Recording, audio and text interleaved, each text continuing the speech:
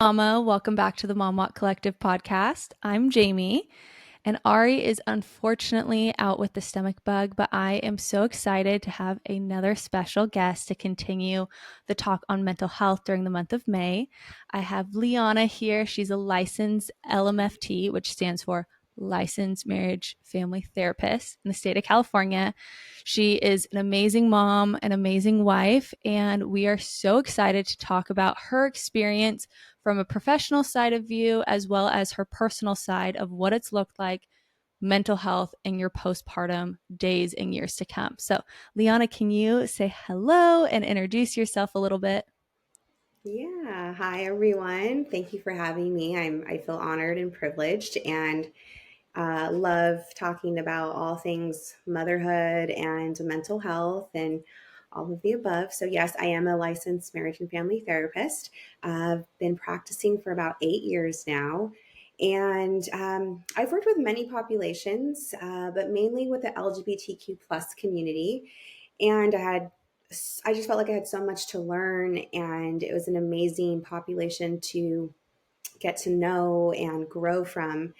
And I decided to leave that population when I found out that I was pregnant. And interesting enough is I never wanted to be a mom ever. Really? Never wanted to be a mom, never had the maternal instinct. I love children. I grew up in a big Mexican family. I know I don't look it, but both parents, we have Spanish blood. So love kids, always had them. And that's probably why I was always around younger cousins. And, when in our culture, everyone raises anyone that's younger than you. So I think I just was like, no, I'm good. And then I think my entire family is divorced at some point. Mm, The baby boomer era, it's really big in that. And so we're all products of divorce. And even though I don't think my parents had just a wicked divorce or anything, it does affect you in ways where you're mm-hmm. like, huh, and your entire family's divorced. So you're like, maybe this isn't the move, right? So I think I convinced myself from a young age I didn't want to get married and I didn't want to have children. Fast forward, I am married and I do have two children, and it is the best decision I've ever made in my life. And um, while I was pregnant, I decided to quit being a therapist. Actually, I said, I'll never do this again. I had classic burnout to the point where Mm, I had debilitating symptoms. And so I thought, this is not for me. And then I used to work for agencies. And so with agency work for all you non-mental health folks out there, there's a certain way that you have to practice therapy. Everything is documented to a T. So I never knew that I could be the therapist I wanted to be. I thought I just had to follow whatever agency told me to. But I got pregnant, and I think my daughter was the best thing that ever happened to me in terms of my personal life, but also my professional life. And I met this amazing woman and professional. Her name is Emily Sellis, and she brought me into a group private practice, and it's called Sage Holistic Health and Wellness Center, and it's in is it Tustin? Yeah, Tustin, California. And she introduced me to being the holistic therapist that I want to be. So, mm, holistic for me means mind, body, soul. So, I don't just look at my clients for the emotional aspect, I look at their physical well being, their emotional well being, their spiritual well being, whatever that might look like. And I work with the whole body. And so I was able to become this therapist, and I started to dabble in the postpartum experience. I thought it was fascinating. I think up until I had a baby, there wasn't a lot of part of my life that I felt was super intriguing, or I was never passionate about anything. I thought I just didn't have the gene. I was like nothing really excited me. Then I had my daughter, and like my lenses changed. My perspective of life changed in so many ways. And I was lucky and fortunate enough to fall in love with my baby at first sight. I know not every mom has that experience, but I did, and I'm blessed to have had that. She changed my life forever. And yeah, I started practicing and all things mommy, and we'll get into it. But a few years later, I had my second child. So I have two, and he's almost 2 years old. And I am now specializing in the postpartum experience, as well as life transitions. I think life mm. transitions are so important, and we overlook them. Not just having a baby, but like a big move, or a job transfer or a separation, a breakup, like all these things that really affect us that we don't take into consideration because it's all about like how we get through and just move on. And so I think it's really important to highlight those things. Also, too, like when you graduate college, college students are like one of my favorite populations to work with. And yeah, so that's just a little bit about me. And I now currently have a virtual private practice, again, specializing in the postpartum experience. It's so good. It's really interesting. If you guys, we interviewed another LMFT. She's in Northern California. That episode will come out before this. But she also got kind of vamped in her career from a holistic therapy side, where Mm, she works in a center that does um, different avenues to tap into the nervous system for therapy. So they yeah. do like ketamine treatments and breath work and all of that. And that really re sparked her thing. And so I Mhm. think a lot, like, I can even say, like, myself, like, I'm very much so a believer that everything is mind, body, and spirit, and that it Mhm. has an effect on everything. So, Everything. like, just as much as like nutrition affects Mhm. your mood to sleep to lifestyle to everything, it just all goes together, even your faith and all that type of stuff. So it's Yes. really exciting to interview you and like dive into these concepts.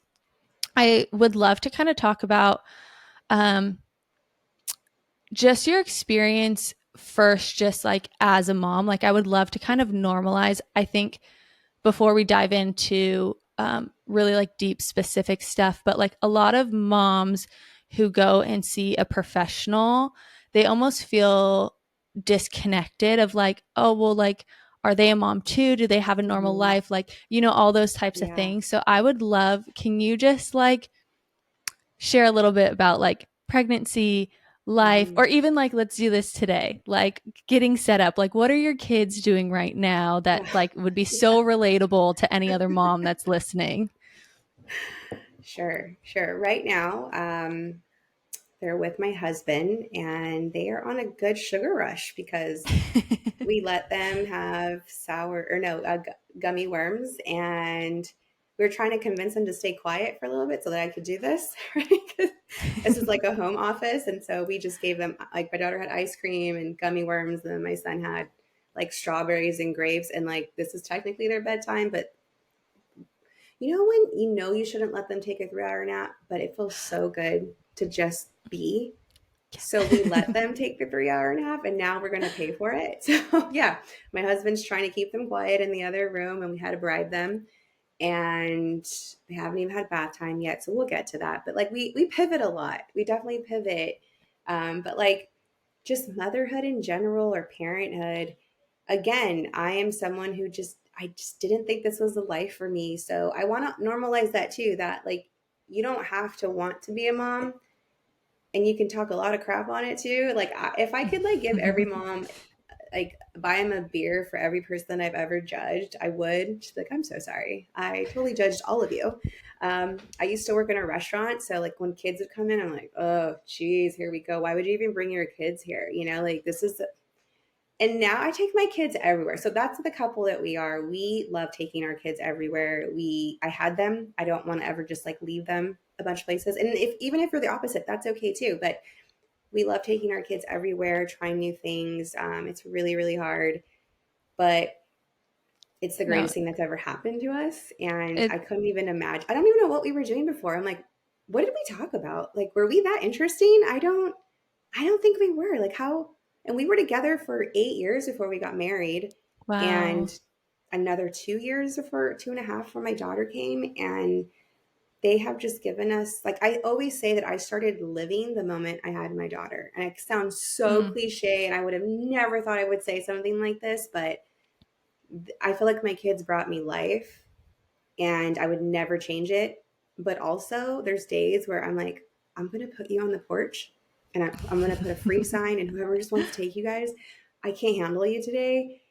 And and I'm a therapist, right? I'm supposed to know what to do and have the coping mechanisms. And there's just days where I'm like, I don't know what to do. And I sit there, and then I just let them destroy my house. And if they're busy, that's fine. And then my husband comes home and he looks at me, and I'm like, you want to join You're me, like, or what do you want yeah. to do? I don't know. And he's like, all right. He changes his clothes. He comes, sits with us, and the kids are doing their thing. And even though we say, don't get on the coffee table, they'll be dancing, having like a dance party on the coffee table. And we're watching them and we're like, this is our life. Like, we just have to roll Yep. with it, And I think that's But what you, kids do. yeah. And you like love every second of it. They do. I just wanted to like have the moms listening. I think sometimes moms feel like, oh my gosh, a therapist, and this is so much of Yeah. what we're going to go into, but Yeah. like a therapist has it all figured out because they know all the tools No. and they know this and that. And um, No. I just wanted to like really bring into any mom that's listening to like break down any triggers or any walls, especially if you've listened to the past episodes. We've talked a lot more just treatments and signs and symptoms and everything. And I just really want to make this episode super grounded to know Mhm. that there is help in any scenario, whatever it looks like. Because even too, we're all moms here, still trying to figure it Yeah. out. Lianna just has the ability to pull on her wisdom to be able to guide people through it. And Mhm. also, then she's going to share a little bit about her own story and how she's maneuvered and strengthened her own mental health through it all. But yeah, like it is right now, we film at night or record at night because that's the easiest time when I have help Yeah. as a solo mom. Like Yeah. Lincoln is in my bedroom with my mom, probably Mhm. watching Mickey Mouse because we're going to Disney Yeah. tomorrow. So Oh, just jealous. something like he should have been asleep, but Yeah. also again he took a 3 hour nap today too, Mhm. so we're in that game as well. And I'm like, well, I guess you're going to bed at 9, here we go. Yeah. um And please be but quiet. it Yeah, and I'm like, please. Most of the time, if you ever watch the video recording of it, you'll see me like pull out my headphone, and that's like usually me listening. Like, is he Yeah. crying or is he laughing? Yeah. Like, what is that? Yeah. Um, so if you guys also didn't know, we do have the video recording that goes on YouTube, and you can see it on Spotify. Um, but let's jump into you. Before we got on the call, you use this phrase, and you can either talk kind of from an education side first, or you can kind of talk from a personal experience. But you use this phrase, medically complex or medically fragile children. Mm. Um, will you kind of explain what led you to working with parents that have medically complex or medically fragile kids, and kind of what that means and how that kind of is tied into big transitions and additional care?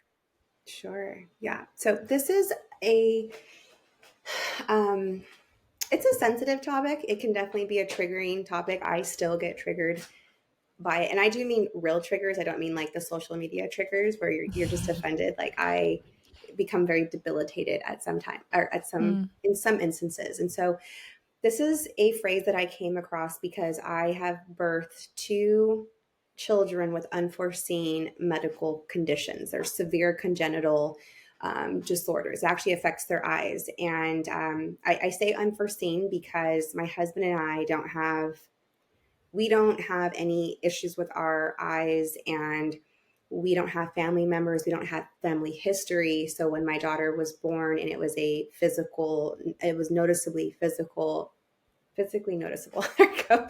Um, it was a big shock to us. So, unlike many parents, we left the hospital in devastation. We left in mm, tears. We left. I still remember it. I was dressing her and I was putting this bow on her, and it was so big.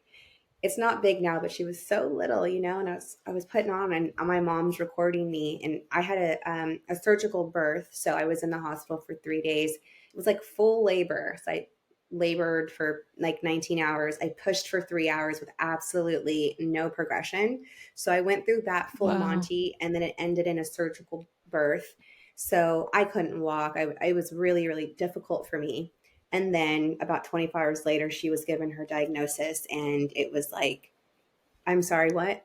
We, Wow. why? And the biggest question is why? Why? Why our baby? And I thought, babies are off limits, and we did our homework. Like there shouldn't be anything wrong, and we got the other testing done. And so, yeah, I left the hospital, and we didn't know about her disorder. We don't know have any family or friends. So we had to do our own research and figure it out. And though now, yes, we have, what it is, we got her treatments and she's doing very well. But that experience was the most devastating experience of my life. So it was very complex too for me, because not only was I in love, I fell in love, my husband fell in love. We were just so elated and it was amazing. Yet we were so sad. We were Mm, more than sad. I mean, I don't think there's a word for it. It feels like your life is gone, but then it's also starting. And then when you're leaving mm, the hospital, I was leaving, and you leave in a wheelchair, right? They wheel you out. And there was mm-hmm. another mom who's just all smiling and just happy. And I remember thinking, F you. Like, why did you get a healthy baby? I don't know if the baby was healthy, just in my head. And I'm looking at her all angry. And then I get home and then I'm happy. So I'm just going through these emotions, the grief and loss, right? And Yeah. so we didn't know how to talk about it. We were crying a lot, but my husband and I even have guilt to this day. She's 4, and we used to hide her in the stroller because we didn't want people looking at her, because it was noticeable. And it wasn't that we wanted to hide her, it was that we didn't know how to talk about it. We didn't know what to say. Mm, We were crying left and right. We were just so devastated as new parents.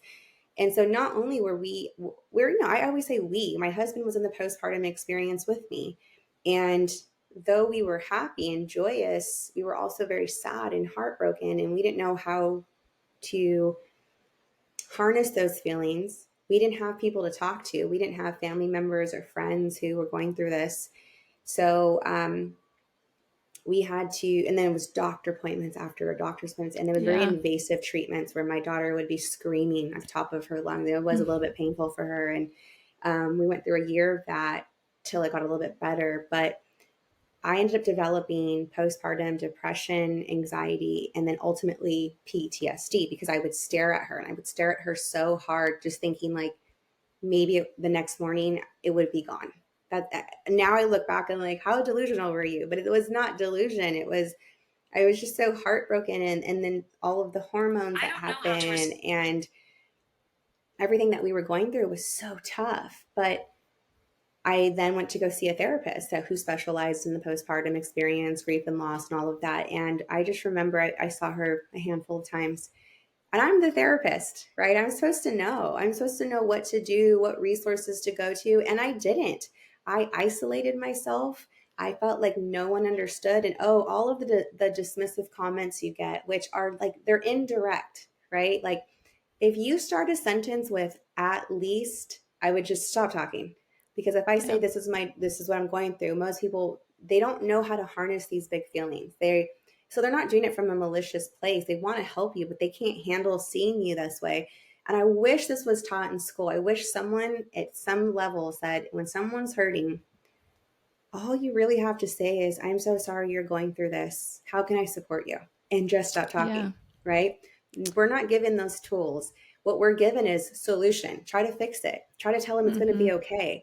And we got a lot of that. So we felt very dismissed. And then the anger just started coming in. I was so angry at everyone. And then that's when the isolation came. And when my friends went to all the mommy groups, I didn't go because I didn't know how to take my daughter and talk about this. I didn't want people looking at her and asking me questions. Like, you think that they're going to hurt her feelings, but in fact, your feelings are getting hurt. And so I didn't even see a therapist until she was almost 1 year old. So that goes to show you, Wow. like, I'm not a therapist in that moment. I'm just a scared mom, a first time mom. And all my therapeutic tools, all of my resources, it's like it didn't even exist for me. Mm. And it's something I had to figure out on my own, for sure.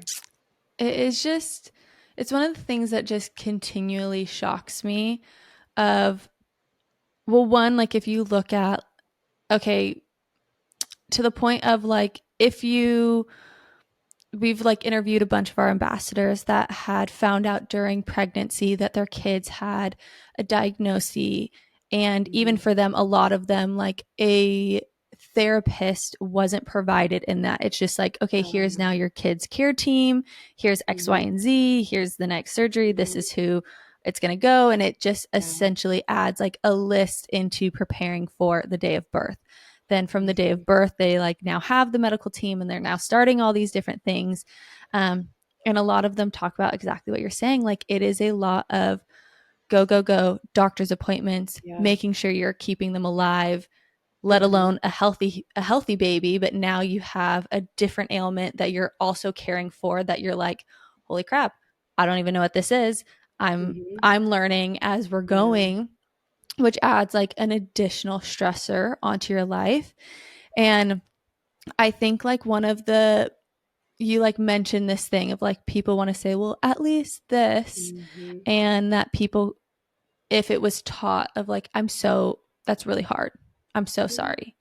Like, how can I be here? And one of the things that I really learned just in my own journey of going through things is a lot of people, like you said, don't know how to like care for big emotions or Mm-hmm. don't care for big, like they just don't Mm-hmm. care and Mm-hmm. stuff because they're processing through their own Mm-hmm. things. And so Mm-hmm. I think that's where I've really pushed within motherhood of finding like who is my safe circle and like Yeah. actually really setting things up of like, okay, that is why the Mom Walk Collective started because I didn't Mm-hmm. have a non-judgmental space to just talk about motherhood, let alone other things that you maybe have experienced as well.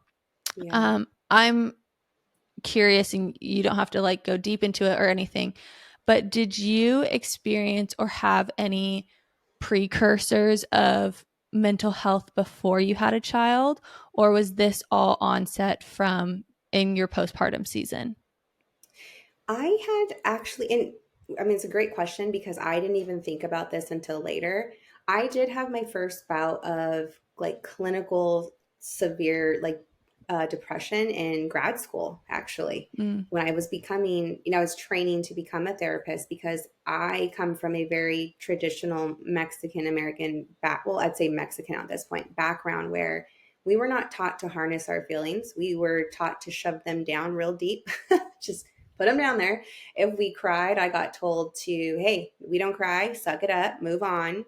I didn't know how to have feelings to the point where when I became an adult and I saw other, mainly women, but like when they would cry out of joy or they would cry because they were moved by something very, very sad or deep or something. And I would look at them like, why are you crying?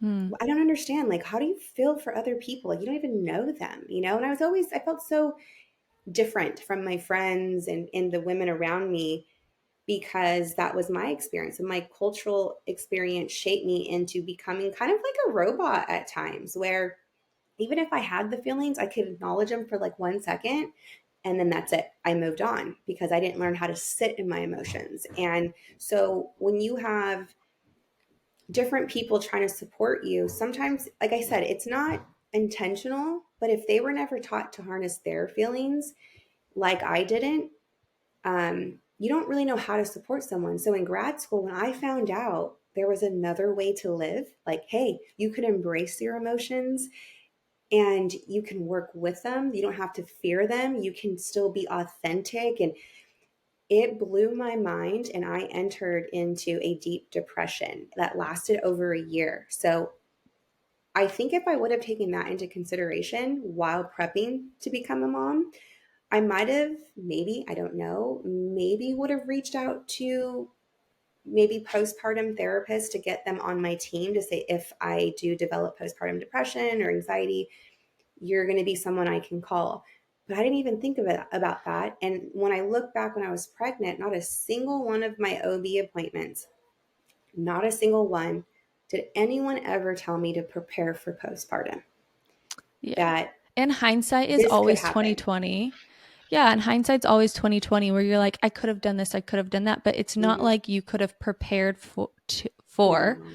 having one and two medically fragile kids. Mm-hmm. But can you share tools that you put into your tool belt and into play in your postpartum journey? Um, maybe it was something that the therapist you finally saw was like, hey, what do you think about using this tool? Or maybe you had a Mm-hmm. self realization of like, this is really good for my personal journey and I'm going to put it into practice.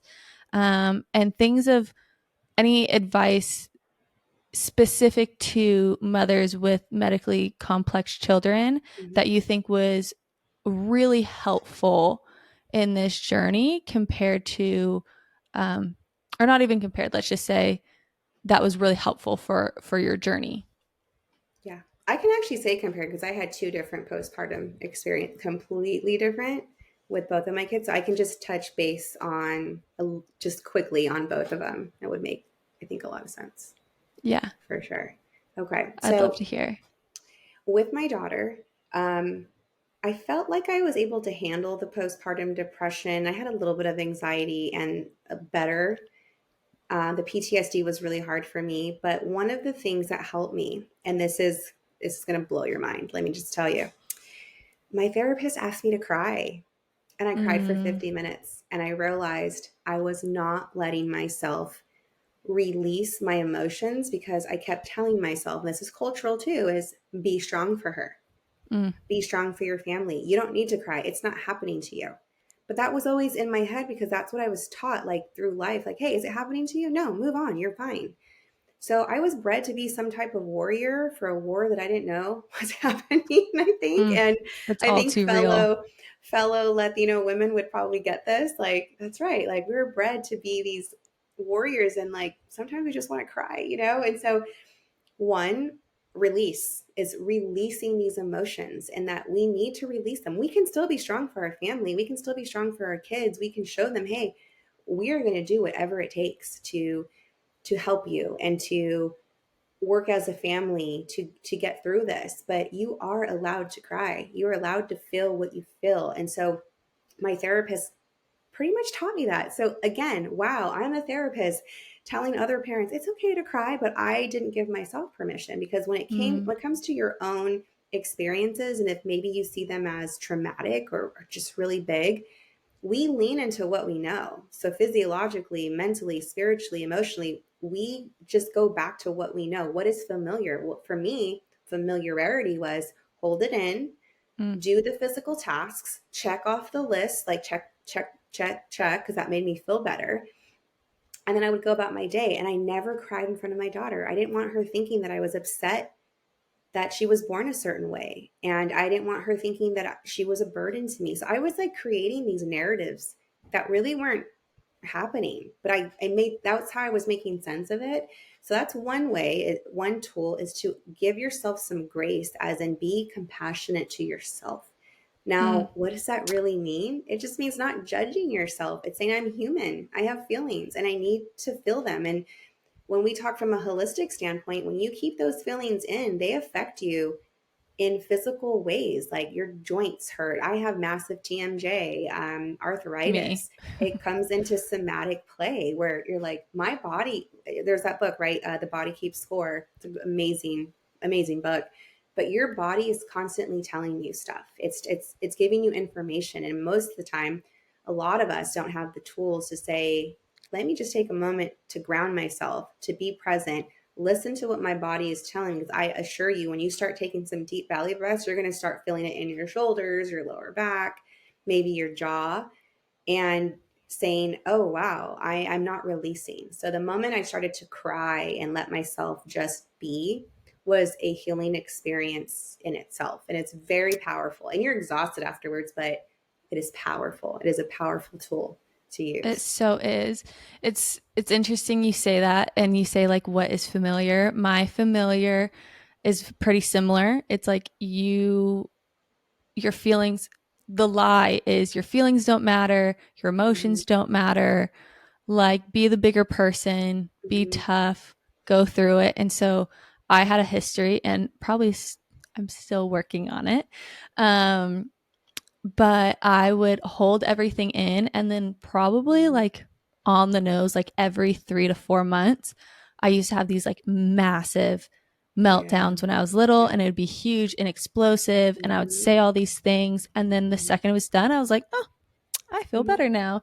And then Yeah. it would be like another 3 months. And so Yeah. even in my own personal journey of learning how to feel so that I wouldn't have those big Mm-hmm. explosive Yes. moments and the big dips below, Mm-hmm. one of the things that my therapist gave me was a adjective list of like My first reaction is anger, kind of like how you said, like you Mm-hmm. had talked about like how you got angry. That is my first, like, I'm gonna get Yeah. pissed, like we are gonna Yeah. go there, but anger is a secondary emotion. Mm-hmm. And so she gave me like a feelings words list to start Mm-hmm. actually being able to release something and put a word to it of like, I'm angry because I feel rejected.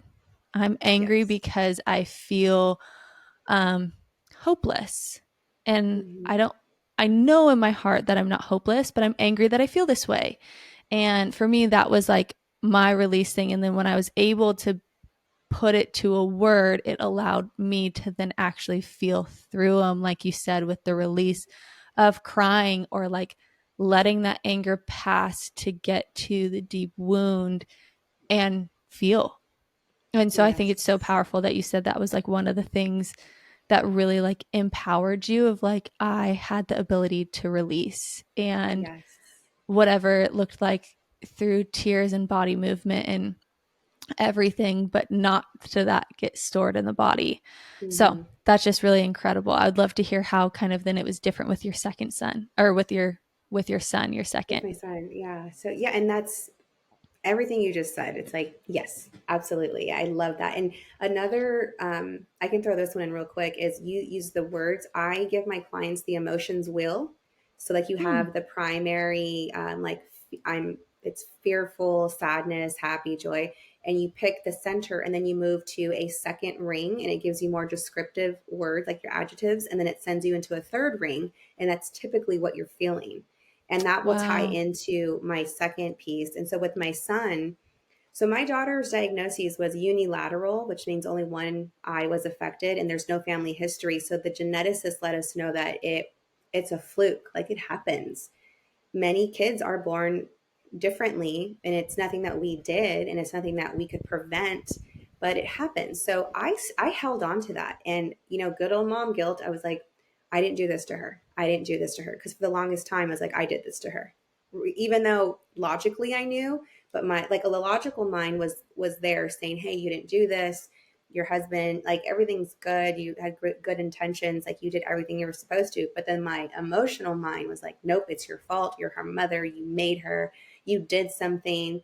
And so the whole point is to like swing from the emotional into the logical and swing on the pendulum till you get to your wise mind, which the wise mind is Mm, mindfulness, is to be able to encompass and hold two conflicting feelings, but to be okay with it, right? So I had to work through that. And then 2.5 years later, here comes my son. And within 1 hour of giving birth, he was also diagnosed with a severe congenital eye disorder that affected both eyes.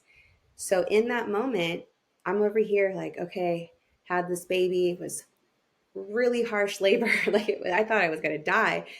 And then he gets his diagnosis, and that immediately I said, oh my gosh, this is genetic, I did do this to them.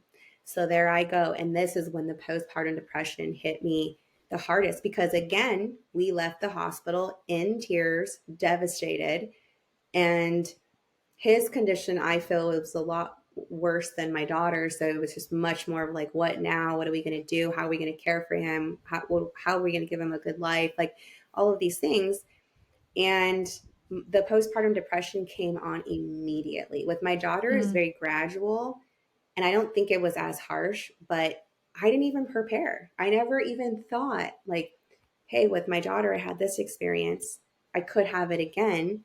And so I just thought, well, this can't happen again. So I'm not going to have depression.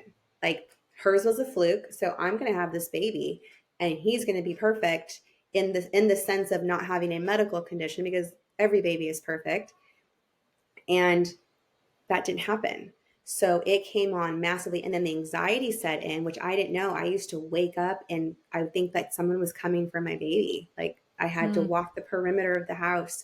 I would hear noises and I was like, no. And I keep checking in on them. And so as a mom, I didn't know how to handle what was going on with him. I didn't know how we were going to do this again. And then the anger set in of like, why me? Why my babies? I was told this wouldn't happen again. And so all of these things started. And then I knew the surgeries were coming. And a lot, right? So there's so much more to my story, and maybe we'll talk about that later. But back to like exactly what you're asking me is, I saw a therapist right away. I went ahead and decided to get on psychotropic medication, so an antidepressant. And so I was being a little bit more proactive a lot sooner, but my anger overshadowed everything. This is where I became very angry. I was isolated. My husband, so with my daughter, it brought my husband and I closer. And with my son, it actually pulled us apart a lot more. Mm, And we're still trying to explore that. But I think it was just the weight of having a child, another child that is medically complex and not knowing what to do. And then I had some postpartum issues myself that threw me in the hospital for 8 days, and it was an 11-day ordeal. I didn't see my baby for 8 days. I lost my milk supply. I couldn't mm, even care for my baby when I got home. My husband scrambling, him and my mom were tag teaming. Like, it wow. was just so much happened. But I started to see my therapist, and so I'm allowing my feelings to happen, right? So exactly what you said. So I'm like, okay, I'm angry. This is why I'm angry, and this and that. And I wasn't getting better. And I started to Mm, think, my therapist is supposed to help me. What is she doing? And I thought she was amazing. I really did. But I was like, what is happening here? Why? And she, every time I spoke to her, it was good. But then within a few hours, I got back to being angry. And so what happened was, I had a good friend come over, and she's also a colleague. I was telling her that I was frustrated. I'm like, I know I'm angry. And she's like, well, what are you angry about? And I'm like, you know why? You know what happened. This is BS. I can't believe it's happening to me again. So I'm angry. She goes, yes, but what is your anger about? You're not saying what your anger is about. And I yelled at her and I said, I'm heartbroken. And I just started crying. mm, She goes, there you go. wow. And then I just took a breath and I'm like, oh, I'm not speaking to it. So I knew what I was feeling internally, but it really wasn't anger. Yes, there was a layer of anger, but what really it was, I was hurt. I was heartbroken. I was really upset about what was going on. So what started to help me was movement. I hadn't realized I hadn't left my house in months. I was so upset. I didn't want to see the world. I was angry at everybody. And movement. So let's not mistake that for exercise, because I don't consider myself, I used to exercise like crazy, working out is a part of my life, but it was no longer a part of my life. I had no desire to work out. I have a Peloton that I loved, got on it a few times. I'm like, this is awful. Try to do some weight training because I love weight training. Awful. And then I started walking. I started to get into nature. I started to observe. I love landscape. I started looking at everyone's landscape. What I was doing is I was becoming more mindful. And so, what is the definition of mindfulness? Which actually, most people don't know this. Mindfulness is being as present as possible with yourself in a non judgmental capacity. So, as Wow. moms, we are just stellar at judging ourselves. That's where mom guilt comes in, right? We take the blame for everything. We think everything is our fault and we want to fix it. So I would go on walks, right? So one movement, it was about movement, moving my body, getting outside, getting vitamin D, natural vitamin D, which it only takes 10 minutes of the sun, or I'm sorry, to have your eyes, your arms, and your legs exposed to the sun. And you can get enough vitamin D for the day. So you don't have to sunburn. You don't have to, you can cover up right after, throw your sunscreen on, whatever you need to do. So movement, vitamin D. And then on my walks, if any of you live near me, I'm in Irvine, California, you would have seen me walking, crying hysterically, talking out loud, and I would be pushing my son in the stroller, just releasing.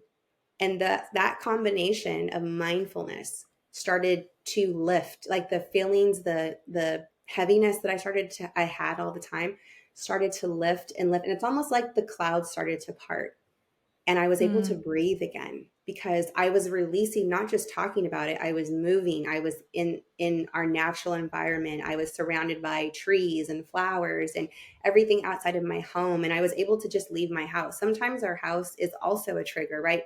Where you first fed your baby, where you changed your baby, where you cried because you were devastated, when you're in the baby's room and you can't get them to sleep, like they can be triggers. So you need to get yourself out of that environment. Even though home is safe for me, it's my safe haven, I love it, but I needed to remove myself from that. And I did it. I did about a 50-minute walk. That was 3 miles for me every single day for a few months. And I started to feel release inside.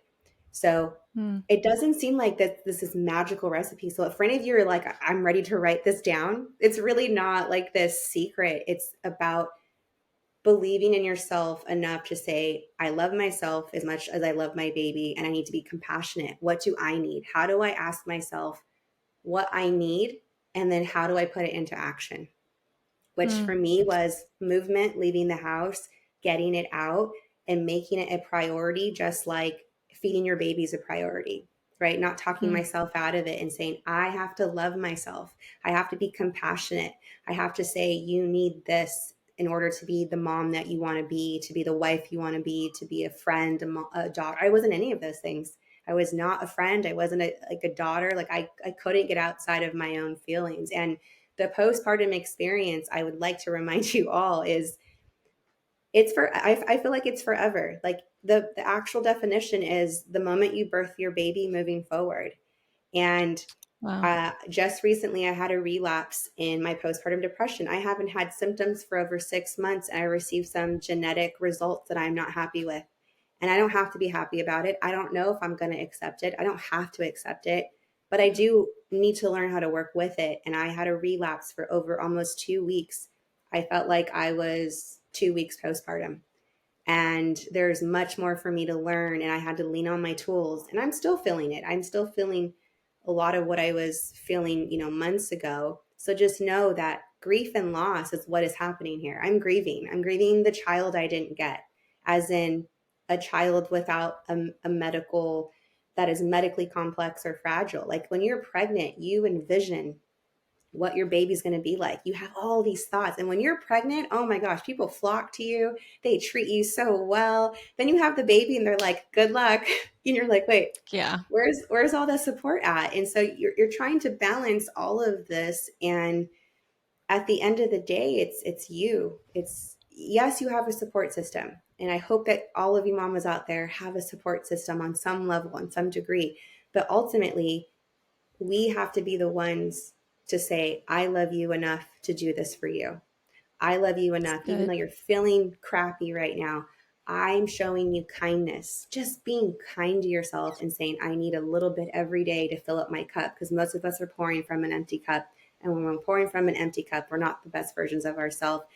And I think something that really resonates with me and how I'll wrap this up is when I'm not taking care of myself, when I'm not abandoning my needs and wants, when I'm not listening to my body, I think, okay, all I want to do is be the best role model for my kids. So Mm, right now, I am modeling how to not take care of myself, and this is what I'm showing them. And typically, something like that gets me to realign and go, okay, my job here is to teach my kids life until they're adults and they want to, fly the nest, which is going to break my freaking heart. But that is my role as a mom, is I have to teach them what it looks like to take care of the self so that I can be the best version to them, so that they can take those values and take that into their adulthood and whoever they end up with, or friendships, partners, whatnot. And I have to kind of bring the logic and the emotion together, get mindful, get present, and go, this is what I need right now. And this is what I need to do for me, the mom, right? Not the therapist. It's the mom. And yeah. then continuously reach out to my support system, whether it be a therapist, a good friend, an educator, a mom's group, right? Like what you all amazing moms are doing out there, just creating these safe, magnificent places to relate to other moms and saying, this is what I need for me. I need to go take a walk. I need to be with my mom tribe. And this is what I need to do to show them what it looks like to take care of the self. I think that's the most important thing that you can do. So beautifully and well said. And I'm just so thankful that you shared your journey as a specialist, but also someone who's walked through her own mental health journey, and just to show the power behind the ability to change, the ability to work through things. I think it's just going to be, I know so many moms are going to resonate with this and your story. Um, if you're a mom who's listening and you're like, I need mom friends. I need a community. I don't have a safe space. I want a referral to a therapist or something. We will do a later episode that will have a bunch of postpartum resources, but that is exactly why I started the Mom Walk Collective. Mm-hmm. Walking for me was my mental health. I purposely would buy my coffee out. I would leave the house and I just wanted Mm-hmm. someone to walk with me. And I Yeah, posted a video on TikTok, and now we have the Mom Walk Collective and we're close to 200 cities across the world. it's So amazing. if you're looking for a walk, go to the momwalkcollective.com, type in your zip code, find a walk near you. If there isn't a walk near you, you can apply to be an ambassador. And the first of every month, we will get to you to start on the next steps. Like I said in the beginning of the episode, the month of May is all focused on maternal mental health. So if you haven't listened to the previous episodes, we recommend go back and listen to them. And all the episodes to come will also be on maternal mental health. Mama, we are so passionate about you working through whatever situation you are right now. And I hope from Lianna's story, you just feel hope that there are resources and solutions and opportunities, even if it's a continual journey.